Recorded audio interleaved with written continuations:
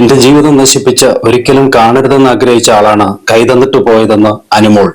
Big boss Malayalam season 7 ഒരു game സ്റ്റേഷനപ്പുറം ജീവിതം പന്താടുന്ന വിധിയുടെ കളിക്കളമായി മാറുന്ന ഒരു കാഴ്ചയാണ് നമ്മൾ കണ്ടത്. നിൽക്കുന്നിടത്തെ മണ്ണ് താനെ ഒലിച്ചു പോയതുപോലെ തോന്നുന്നൊരവസ്ഥ അത് മറ്റാർക്കും പറഞ്ഞാൽ മനസ്സിലാവില്ല. സിറ്റ്കോം പരമ്പരയായ ഹാപ്പി കപ്പിൾസിന്റെ പ്രൊമോഷൻസിന്റെ ഭാഗമായി രണ്ട് അതിഥികൾ ബിഗ് ബോസ് ഹൗസിലേക്ക് എത്തുകയാണ്.